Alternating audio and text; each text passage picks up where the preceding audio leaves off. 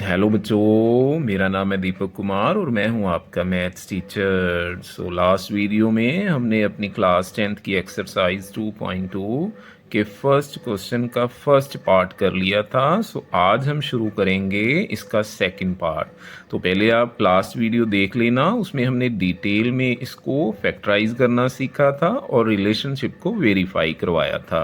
तो चलो आज शुरू करते हैं इसका सेकंड पार्ट। हमें पॉलिनोमियल दी गई है 4s² माइनस 4s+1। हमें ये जो पॉलिनोमियल दी गई है 4s² माइनस 4s+1। हमने इसके ज़ीरोज़ फाइंड करने हैं और रिलेशनशिप को वेरीफाई करेंगे। ज़ीरोज़ फाइंड करने के लिए जैसे हमने लास्ट वीडियो में किया था, हम इसको पहले फैक्टराइज करेंगे। फैक्टराइज कैसे करना है? मिडल टर्म को स्प्लिट करेंगे। ये है मिडल टर्म, इसको करेंगे स्प्लिट। मिडल टर्म को हम करेंगे स्प्लिट, इसको ब्रेक करेंगे।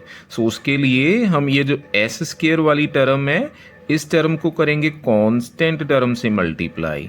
दैट इज 4s² को हम करेंगे 1 से मल्टीप्लाई, तो ये बनेगा 4s²। हमें प्रोडक्ट चाहिए 4s² और हमने -4s को स्प्लिट करना है। हमने -4s को ब्रेक करना है। ये मिडल टर्म है, इसको ब्रेक करना है।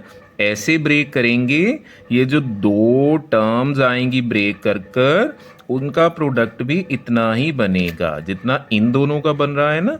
इनका प्रोडक्ट भी उतना ही बने। जैसे -4s है, -4s को मैं लिख सकता हूँ माइनस का 3s और माइनस का s। ये हम प्लस करेंगे तो बन जाएगा ना -4s। इसको मैं ऐसे भी लिख सकता हूँ -2s और -2s। -2s -4s होता है ना। अभी हम अगर इनका प्रोडक्ट भी चेक करें तो इनका प्रोडक्ट कितना आएगा, ये देखो प्रोडक्ट करें तो इनका प्रोडक्ट आएगा 3s को अगर s से मल्टीप्लाई करेंगे तो ये आ जाएगा 3s²। पर हमें प्रोडक्ट चाहिए 4s²। इनका प्रोडक्ट चेक करो, ये नीचे वाली दो टर्म्स का -2 -2 -2 को -2 से करोगे तो 4 बन जाएगा और s को s से करेंगे तो 4s² बन जाएगा। ये देखो इनका प्रोडक्ट हमें इतना ही मिल रहा है। -2s और -2s का प्रोडक्ट हमें मिल रहा है 4s²। दैट इज हम फिर इसको कैसे ब्रेक करेंगे? हम लिखेंगे 4s² और 4s को लिखेंगे -2s -2s। -2s और -2s और साथ में है +1। तो चलो पहले हम पहली फर्स्ट दो टर्म में से कॉमन निकाल लेते हैं। इसमें से कॉमन देखो क्या है, 4 और 2 में से 2 कॉमन आ जाएगा और s² और s में से s कॉमन आ जाएगा। जब 2s कॉमन आया तो यहाँ पर बचा 2 और s² में से एक s कॉमन आया तो s बचा माइनस। यहाँ से 2s कॉमन आया, सारी चीज़ कॉमन आई तो 1 बचा। आगे इन दो टर्म में से अगर कॉमन लें बच्चों, इसमें से देखना अगर ये थर्ड नंबर वाली टर्म अगर नेगेटिव हो ना माइनस की, जैसे ये फर्स्ट टर्म है, ये सेकंड टर्म है, ये थर्ड टर्म है, अगर ये वाली टर्म माइनस की हो तो माइनस का साइन भी आपने कॉमन लेना है। माइनस का साइन भी आप कॉमन लोगे। अभी देखो इनमें से कॉमन क्या आएगा, 2 और 1 में से तो 1 कॉमन आता है और जब 1 कॉमन आता है तो टर्म्स एज इट इज आ जाती है। ये 2s है तो 2s ही बचेगा और ये 1 है तो 1 ही बचेगा। और इसका साइन, ये माइनस का साइन कॉमन लिया है ना अपने दोनों में से, तो ये वाला साइन चेंज हो जाएगा। ये प्लस का है तो ये माइनस का बन जाएगा। ये बन जाएगा माइनस का। तो ये देखो ये दोनों फैक्टर सेम आए, ये सेम आने चाहिए आपके। ये 2s -1 और ये भी 2s -1, ये सेम आया तो एक फैक्टर तो यही आ जाएगा 2s -1, ये जो कॉमन आ रहा है। और दूसरा फैक्टर एक ये आएगा 2s और साथ में माइनस का 1। आपके ये जो दो फैक्टर बने वो क्या बने 2s-1 और 2s-1, that is factor same आ रहे हैं। चलो अभी ज़ीरोज़ निकालने, सो फॉर ज़ीरोज़ निकालने के लिए हम क्या करते हैं, एक बार हम इसको ज़ीरो के इक्वल ले लेंगे, दैट इज़ 2s-1 को ज़ीरो के इक्वल, और एक बार हम इसको ज़ीरो के इक्वल ले लेंगे, दैट इज़ 2s-1 को ज़ीरो के इक्वल। यहाँ से s की वैल्यू निकालें तो s की वैल्यू आ जाएगी -1, उस साइड प्लस होगा, और ये s की वैल्यू आ जाएगी 1/2, और इस साइड भी 2s इक्वल 1 आएगा और s की वैल्यू आ जाएगी 1/2। सो हमारे दो ज़ीरोज़ कौन से आए, इसके दो ज़ीरोज़ आए 1/2 एंड 1/2। अभी हम वेरिफिकेशन करते हैं, अभी हम करेंगे वेरिफिकेशन। सो वेरिफिकेशन में हम क्या चेक करेंगे, वेरिफिकेशन में हम सम ऑफ ज़ीरोज़ चेक करते हैं। सो लास्ट वीडियो में हमने ये डिटेल में किया था, अगर आपने वो वीडियो नहीं देखी तो पहले वो वीडियो देख लेना, फिर आपको अच्छी तरह से समझ आएगा। सो अल्फ़ा बीटा क्या है, अल्फ़ा का मतलब होता है ये फर्स्ट ज़ीरो और बीटा का मतलब ये सेकंड ज़ीरो। सो ये है अल्फ़ा, अल्फ़ा है फर्स्ट ज़ीरो, बीटा है सेकंड ज़ीरो। सो इन दोनों का सम करें तो कितना आएगा, हम सम ऑफ ज़ीरो निकाल रहे हैं ना, तो दोनों का सम निकालेंगे। सो ये टू डिनोमिनेटर सेम है, तो ऊपर आएगा 1 + 1, सो ये आएगा 2/2, that is 1। So sum of zeros आया हमारा 1।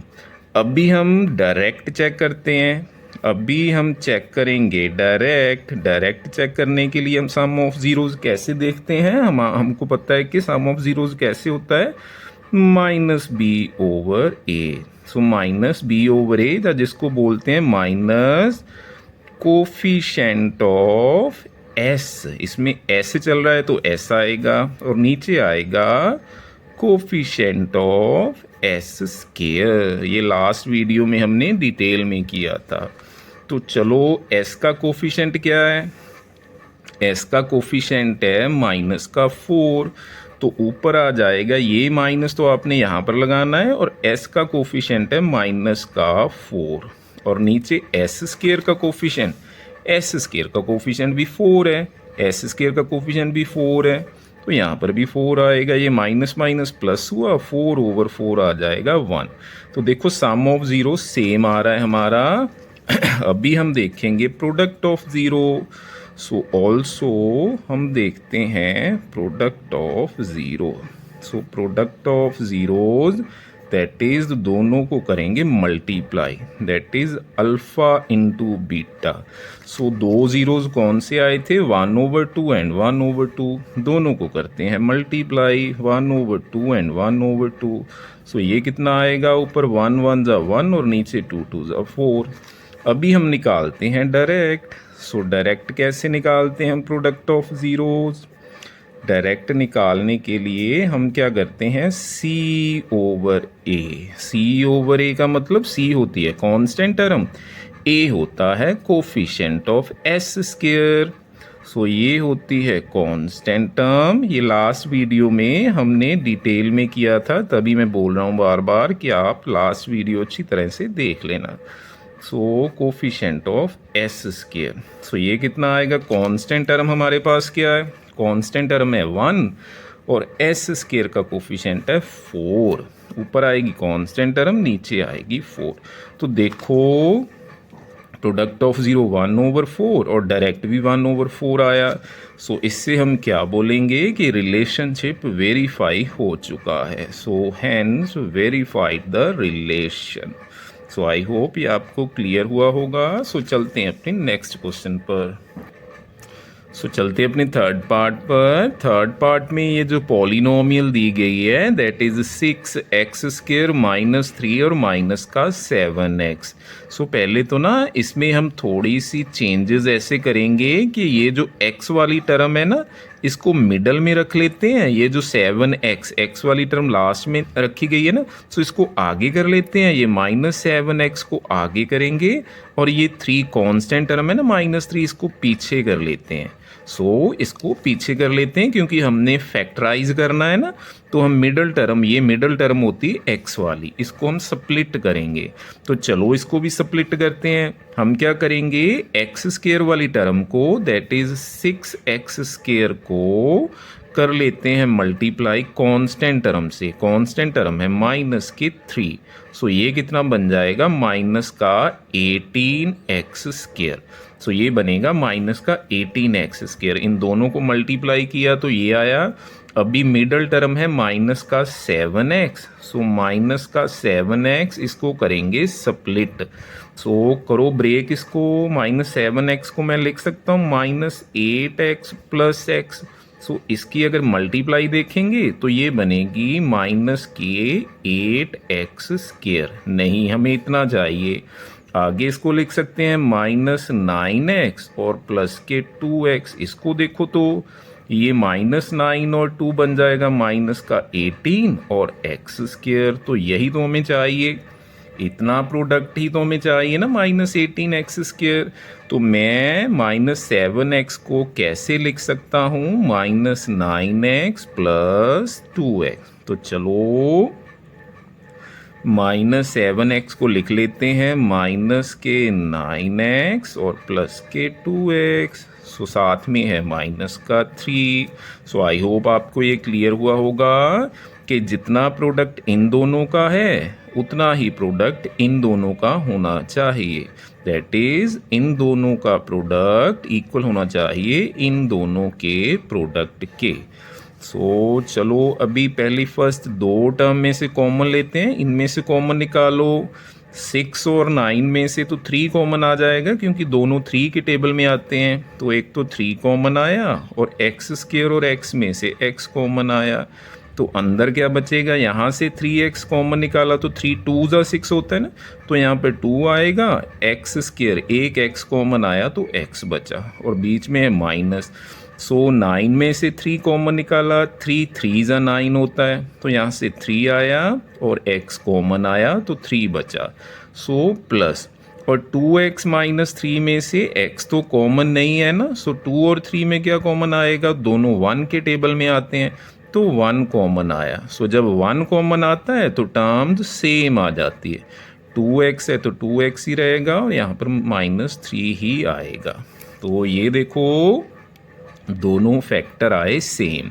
तो एक तो यही फैक्टर आ जाएगा 2x - 3 आएगा, और दूसरा फैक्टर क्या बनेगा, इस पूरी चीज़ में से 2x - 3 कॉमन लिया तो 3x बचा। अब इस पूरी चीज़ में से 2x - 3 कॉमन लिया तो 1 बचा, सो प्लस का 1। सो ये हमारी हुई फैक्टराइजेशन। चलो अभी ज़ीरोज़ निकालते हैं। सो फॉर ज़ीरोज़ हम क्या करेंगे, 1 टाइम हम 2x - 3 को 0 के इक्वल लिख लेंगे, एक बार इसको 0 के इक्वल लिख लो, और एक बार 3x + 1 को 0 के इक्वल लिख लो। तो यहाँ से x की वैल्यू 3 उस साइड जाकर प्लस होगा और x की वैल्यू आ जाएगी 3/2। यहाँ से x की वैल्यू 1 उस साइड जाकर माइनस का हो जाएगा और x की वैल्यू आ जाएगी -1/3। सो ये हमारे आए ज़ीरोज़। चलो अभी वेरिफिकेशन करते हैं। सो वेरिफिकेशन में हम क्या करेंगे, सम ऑफ ज़ीरोज़ निकालेंगे, इन दोनों को प्लस करेंगे और एक डायरेक्ट निकालेंगे sum of zeros using -b/a formula. So sum of zeros that is alpha + beta. So ये अल्फ़ा है, ये बीटा है। तो चलो दोनों को प्लस करते हैं। एक है 3/2 प्लस दूसरा है -1/3। सो ये क्या आएगा, देखो 3/2, ये प्लस माइनस माइनस होगा 1/3। तो यहाँ से देखो 2 और 3 का एलसीएम लिया, एलसीएम आएगा 6। सो 6 एलसीएम आया, 6 को आप 2 से करोगे डिवाइड तो 3 आएगा ना, सो 3 को फिर 3 से करोगे तो 9 आएगा माइनस। सो 6 को फिर आप 3 से डिवाइड करो तो 2 आया, और 2 को न्यूमरेटर 1 से मल्टीप्लाई किया तो 2 आएगा। ये आया हमारा 7/6। आई होप ये आपको माइनस तो करना आता होगा ना फ्रैक्शंस को। तो चलो अभी हम डायरेक्ट देखते हैं सम ऑफ ज़ीरोज़ कितना आएगा। So direct sum of zeros क्या होता है, माइनस का coefficient of x over coefficient of x square. तो चलो x का कोफिशिएंट देखो, x का कोफिशिएंट है माइनस का 7, तो ये तो माइनस का 7 आगे ही रहेगा ना, ये तो माइनस आगे रहेगा ना। सो कोफिशिएंट ऑफ x है माइनस का 7, और एक्स स्क्वायर का कोफिशिएंट देख लेते हैं। एक्स स्क्वायर का कोफिशिएंट है 6, सो ये आएगा 6। सो माइनस माइनस बना प्लस, सो ये आएगा 7/6। देखो दोनों का सम सेम आया, ये भी 7/6, ये भी 7/6। चलो अभी निकालते हैं इनका प्रोडक्ट। अभी निकालते हैं product of zeros. Product of zeros that is alpha into beta. So alpha क्या था हमारा 3/2 एंड बीटा है -1/3। दोनों को करेंगे मल्टीप्लाई, 3/2 को -1/3 से कर देंगे मल्टीप्लाई। ये 3 से 3 कटा और ये आएगा -1/2। तो अभी हम देखते हैं डायरेक्ट कि डायरेक्ट हमारे पास कितना आएगा, that is product of zeros. Direct हमारा फॉर्मूला होता है कांस्टेंट टर्म, ऊपर आती है कांस्टेंट टर्म और नीचे आता है coefficient of x square. So constant term हमारी कितनी है, कांस्टेंट टर्म है हमारी -3। ये कांस्टेंट टर्म होती है ना जिसमें x नहीं होता।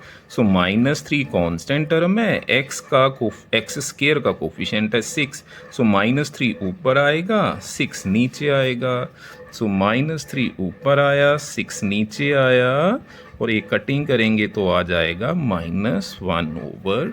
सो ये देखो दोनों का प्रोडक्ट भी सेम आया ना। सो ये भी -1/2, ये भी -1/2। सो हम क्या लिखेंगे, हेंस वेरीफाइड। सो ये क्वेश्चन भी हमने कर लिया, इसको अच्छी तरह से देख लेना। चलते हैं अपने नेक्स्ट क्वेश्चन पर।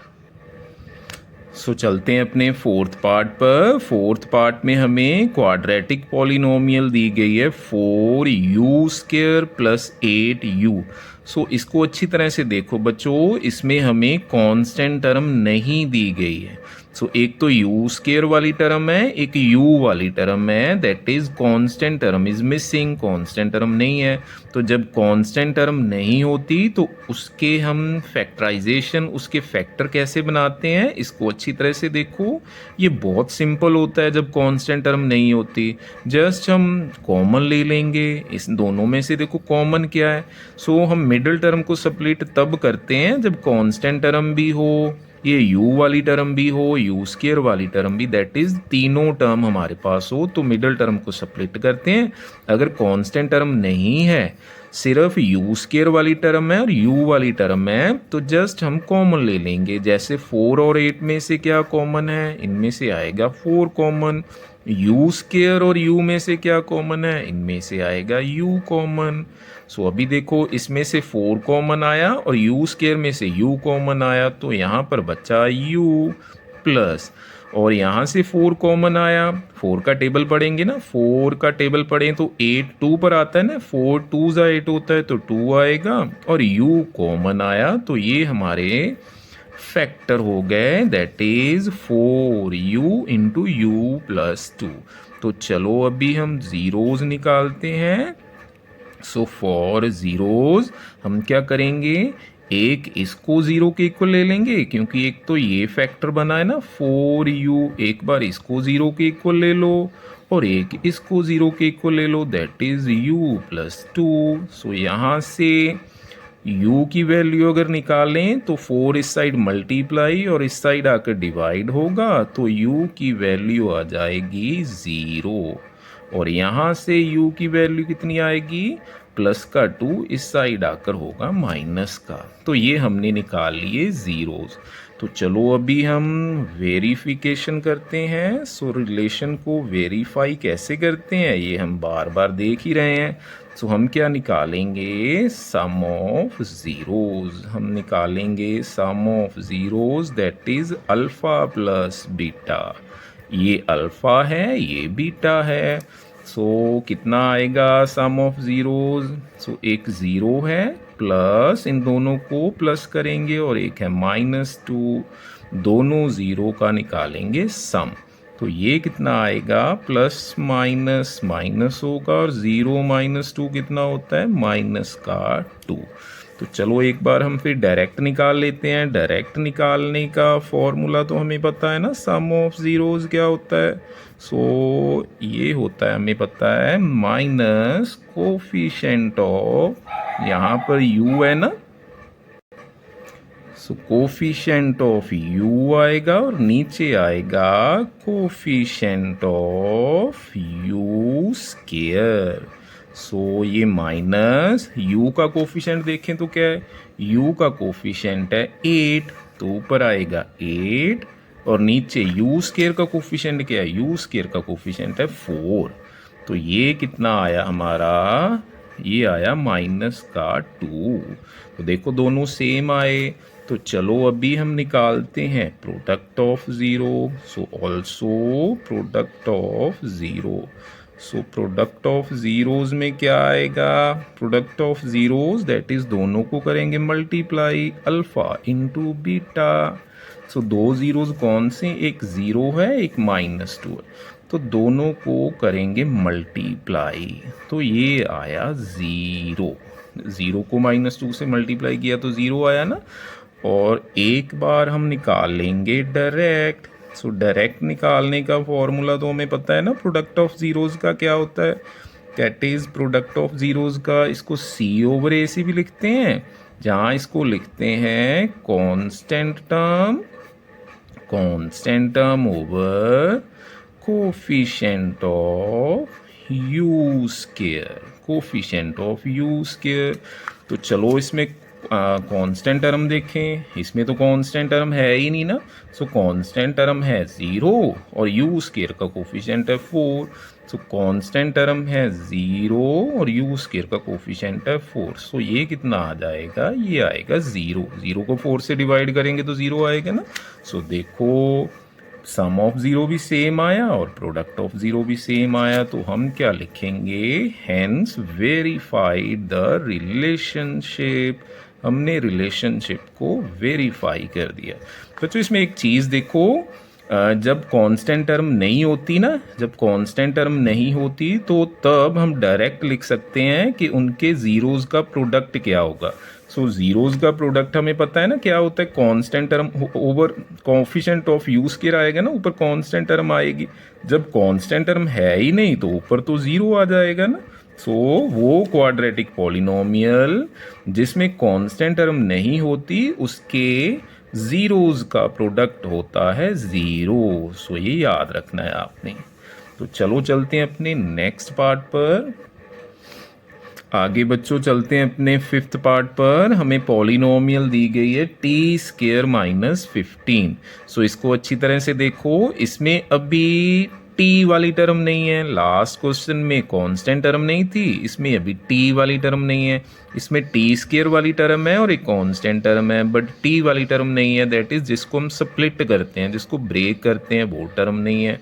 तो इसको अभी हम कैसे करेंगे, आप अच्छी तरह से देखो। अगर मेरे पास ऐसे हो, अब जैसे अगर मैं लिखता हूँ t² -9, अगर ये हो तो इसको मैं ऐसे लिख सकता हूँ, t² को लिख सकते हैं t का होल स्क्वायर और 9 को लिख सकते हैं 3 का होल स्क्वायर।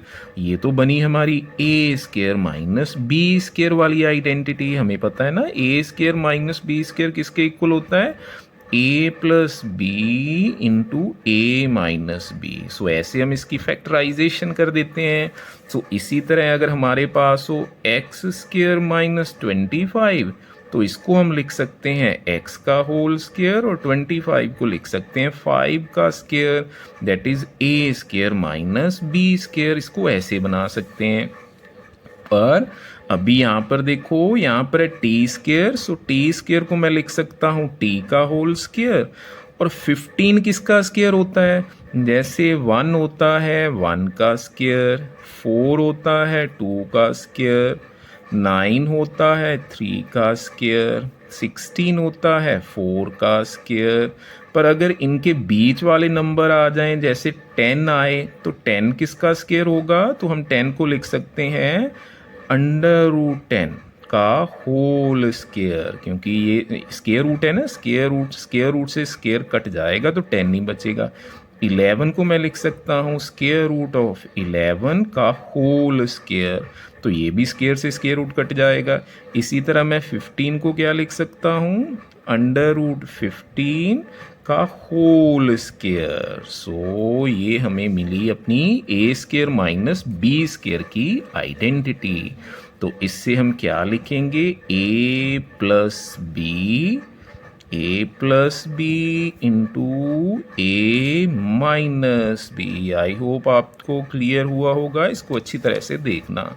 तो ये हमारे बने फैक्टर। सो अभी हम ज़ीरोज़ निकालेंगे। सो फॉर ज़ीरोज़ निकालने के लिए एक बार हम इसको ज़ीरो के इक्वल ले लेंगे, दैट इज़ t प्लस √15 को ज़ीरो के इक्वल ले लो। और एक बार हम ले लेंगे t माइनस √15 को ज़ीरो के इक्वल। एक बार इसको ज़ीरो के इक्वल, एक बार इसको ज़ीरो के इक्वल। सो यहाँ से t की वैल्यू आएगी, ये प्लस का √15 है, उस साइड जाकर माइनस का हो जाएगा, तो माइनस का √15 आएगा। और यहाँ से t की वैल्यू आएगी, यहाँ से माइनस का √15 उस साइड जाकर प्लस का √15 हो जाएगा। तो ये हमें मिले दो ज़ीरोज़। सो अभी हम वेरिफिकेशन करते हैं। सो वेरिफिकेशन में हम क्या करेंगे? सो वेरिफिकेशन में हम निकालेंगे sum of zeros. So sum of zeros देखो मैंने ये निकाल लिया है, सो टाइम सेव करने के लिए आपका। सो मैंने सम ऑफ ज़ीरो निकाला है। हमारे पास देखो दो ज़ीरोज़ आए थे ना, एक आया माइनस √15, एक आया प्लस √15। तो दोनों का सम कितना आएगा? ये माइनस का, ये प्लस का, ज़ीरो आएगा। सो इसी तरह अगर सम ऑफ ज़ीरो निकालेंगे अपने फॉर्मूले से, तो ये टी में चल रही है ना पॉलिनोमियल, तो क्या आएगा? Minus coefficient of T over coefficient of T square. तो ये देखो t का कोफिशिएंट क्या है? t वाली टर्म तो है ही नहीं ना, t वाली टर्म है ही नहीं। इट मीन्स t का कोफिशिएंट है 0 और t स्क्वायर का कोफिशिएंट है 1। तो ऊपर आ जाएगा t का कोफिशिएंट दैट इज 0, नीचे 1 आएगा, 0 ओवर 1 आएगा 0। तो ये दोनों सेम आए। अभी हम निकालते हैं product of zero. So product of zero में हम दोनों का प्रोडक्ट करेंगे। सो दो ज़ीरो कौन से? एक माइनस √15 और एक प्लस √15। जब दोनों का प्रोडक्ट करेंगे माइनस √15 और √15 का, तो ये प्लस माइनस माइनस आएगा ना, और √15 को √15 से करेंगे तो √15 का स्क्वायर आएगा। सो ये स्क्वायर से स्क्वायर रूट कट जाएगा, तो ये बचेगा माइनस का 15। तो एक बार हम निकालेंगे प्रोडक्ट ऑफ ज़ीरोज़ अपना फॉर्मूला यूज कर, that is constant term over coefficient of T square. तो कांस्टेंट टर्म क्या है हमारी? कांस्टेंट टर्म है माइनस की 15 और टी स्क्वायर का कोफिशिएंट है 1। तो ऊपर तो आएगी कांस्टेंट टर्म दैट इज -15, नीचे आएगा 1। सो ये भी -15 आया। तो हमारा सम ऑफ ज़ीरोज़ भी सेम आ रहा है और प्रोडक्ट ऑफ ज़ीरोज़ भी सेम आ रहा है। सो हम क्या लिखेंगे? Hence verified the relationship. So ये हमारा क्वेश्चन हुआ कंप्लीट।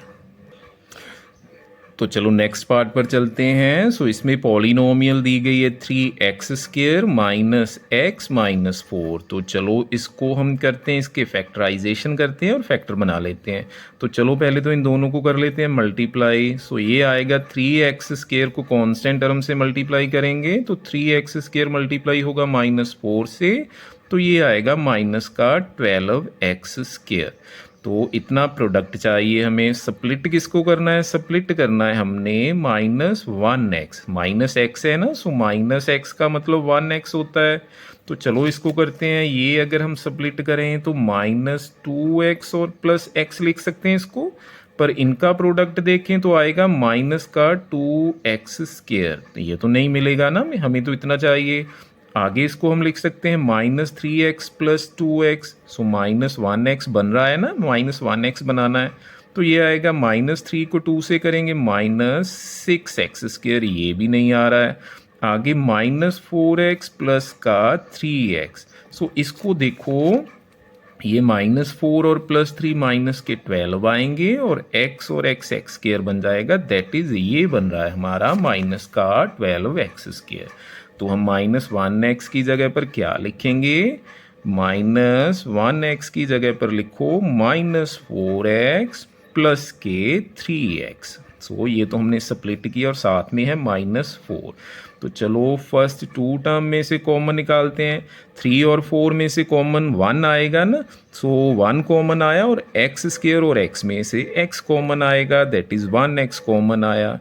सो इसमें से 1 कॉमन निकाला तो 3 बचेगा, एक x कॉमन निकाला तो 3x बचा, माइनस इसमें से x कॉमन निकाला तो 4 बचा। आई होप आपको ये कॉमन तो निकालने आते होंगे ना, ये तो हमने छोटी क्लासेस में सीखा हुआ है।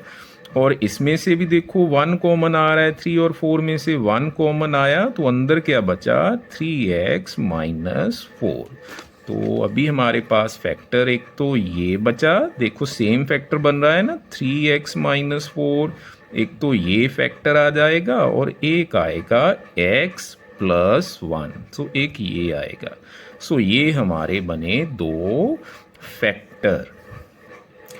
तो चलो ज़ीरोज़ निकालते हैं। ज़ीरोज़ निकालने के लिए एक बार हम लिखेंगे इसको 0 के इक्वल, दैट इज़ 3x - 4 को 0 के इक्वल, और एक बार लिखेंगे हम x + 1 को 0 के इक्वल। सो यहाँ से x की वैल्यू 4 उस साइड जाकर प्लस होगा और x की वैल्यू आएगी 4/3, और यहाँ से x की वैल्यू आएगी -1। सो हमारे 2 ज़ीरोज़ कौन से आए?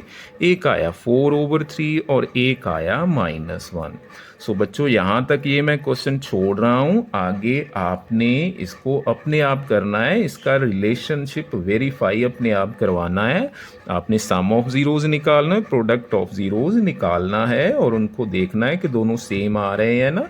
तो ये आपने अपने आप करना है, ये आपका अपना वर्क है।